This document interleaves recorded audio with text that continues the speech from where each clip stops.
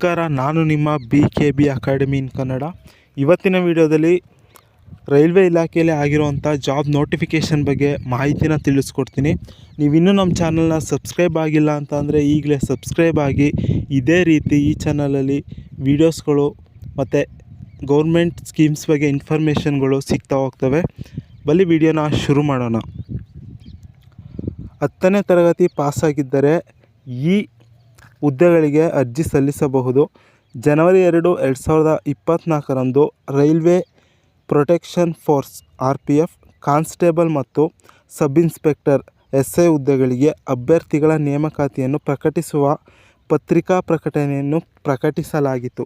ಅಂದರೆ 2ನೇ ತಾರೀಕೆ ಇದ್ರ ಬಗ್ಗೆ ನಾವು ನೋಟಿಫಿಕೇಷನ್ ಕೊಡ್ತೀವಿ ಅಂತ ತಿಳಿಸಿದರು. ಪತ್ರಿಕೆಗಳಲ್ಲೆಲ್ಲ ನೋಡಿರ್ತೀರ. ನೇಮಕಾತಿ ಅಭಿಯಾನವು 2000 ಕಾನ್ಸ್ಟೇಬಲ್ ಮತ್ತು 250 SI ಹುದ್ದೆಗಳನ್ನು ಭರ್ತಿ ಮಾಡುವ ಗುರಿಯನ್ನು ಹೊಂದಿದೆ. RPF ನೇಮಕಾತಿ 2024 ಅಧಿಸೂಚನೆಯನ್ನು ವಿವಿಧ ಪ್ರದೇಶಗಳ ರೈಲ್ವೆ ನೇಮಕಾತಿ ಮಂಡಳಿಯು ಶೀಘ್ರದಲ್ಲೇ ಹೊರಡಿಸಲಿದೆ. ಭಾರತೀಯ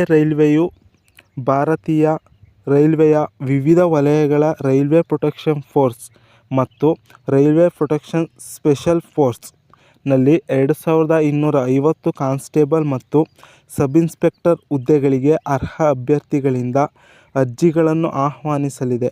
ಪುರುಷ ಮತ್ತು ಮಹಿಳಾ ಅಭ್ಯರ್ಥಿಗಳು ಅರ್ಜಿ ಸಲ್ಲಿಸಲು ಅರ್ಹರಾಗಿರುತ್ತಾರೆ. ಆಸಕ್ತ ಮತ್ತು ಅರ್ಹ ಅಭ್ಯರ್ಥಿಗಳು ಭಾರತೀಯ ರೈಲ್ವೆಯ ಅಧಿಕೃತ ವೆಬ್ಸೈಟ್ ಮೂಲಕ ಮತ್ತು ಆನ್ಲೈನ್ನಲ್ಲಿ ಅರ್ಜಿ ಸಲ್ಲಿಸಬಹುದು. ಅಗತ್ಯವಿರುವ ಶೈಕ್ಷಣಿಕ ಅರ್ಹತೆ ಮತ್ತು ಇತರ RPF ನೇಮಕಾತಿ 2024 ಪೋಸ್ಟ್ಗಳ ವಿವರ. ಈ ಖಾಲಿ ಹುದ್ದೆಗಳು ಅರ್ಹ ಅಭ್ಯರ್ಥಿಗಳಿಗೆ ರೈಲ್ವೆ ಪ್ರೊಟೆಕ್ಷನ್ ಫೋರ್ಸ್ನಲ್ಲಿ ಕಾನ್ಸ್ಟೇಬಲ್ ಅಥವಾ ಸಬ್ ಇನ್ಸ್ಪೆಕ್ಟರ್ ಹುದ್ದೆಗಳಿಗೆ ಅರ್ಜಿ ಸಲ್ಲಿಸಲು ಅವಕಾಶಗಳನ್ನು ನೀಡುತ್ತದೆ. RPF ಕಾನ್ಸ್ಟೇಬಲ್ ಮತ್ತು SI ನೇಮಕಾತಿ 2024 ಒಟ್ಟು 2250 ಹುದ್ದೆಗಳನ್ನು ಈ ಕೆಳಗಿನಂತೆ ವಿತರಿಸಲಾಗಿದೆ. ಕಾನ್ಸ್ಟೇಬಲ್ ಹುದ್ದೆಗಳು 2000 ಹುದ್ದೆಗಳು ಖಾಲಿ ಇರ್ತವೆ. ಸಬ್ ಇನ್ಸ್ಪೆಕ್ಟರ್ 250 ಹುದ್ದೆಗಳು ಖಾಲಿ ಇದ್ದಾವೆ.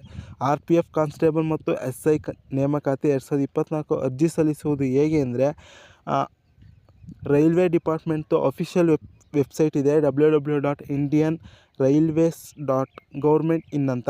ಆ ವೆಬ್ಸೈಟ್ಗೆ ಹೋಗಿ ನೀವು ಅರ್ಜಿ ಸಲ್ಲಿಸಬಹುದು. ಅಥವಾ ಕಂಪ್ಯೂಟರ್ ಸೈಬರ್ ಇರ್ತಾವಲ್ಲ, ಅಲ್ಲಿಗೋಗೂ ಕೂಡ ಅರ್ಜಿ ಸಲ್ಲಿಸಬಹುದು. ನಿಮಗೆ ಅರ್ಜಿ ಶುಲ್ಕ ಎಷ್ಟಿದೆ ಅದ್ರ ಬಗ್ಗೆ ಎಲ್ಲ ವೆಬ್ಸೈಟಲ್ಲೇ ಮಾಹಿತಿ ಇರುತ್ತೆ. ಅದ್ರ ಬಗ್ಗೆ ಬೇಕಾದ್ರೆ ವೀಡಿಯೋ ಬೇಕು, ಯಾವ ರೀತಿ ಅಪ್ಲಿಕೇಶನ್ ಹಾಕಬೇಕು, ಏನೇನು ಡಾಕ್ಯುಮೆಂಟ್ ಬೇಕು, ಅದ್ರ ಬಗ್ಗೆ ವೀಡಿಯೋಸ್ ಬೇಕು ಅಂತಂದರೆ ಕಮೆಂಟ್ ಸೆಕ್ಷನಲ್ಲಿ ಮೆನ್ಷನ್ ಮಾಡಿ, ಇನ್ನೊಂದು ವೀಡಿಯೋ ಮಾಡಿ ಹಾಕ್ತೀನಿ. ಇಲ್ಲಿವರೆಗೂ ವೀಡಿಯೋ ನೋಡಿದ್ದಕ್ಕೆ ಧನ್ಯವಾದಗಳು.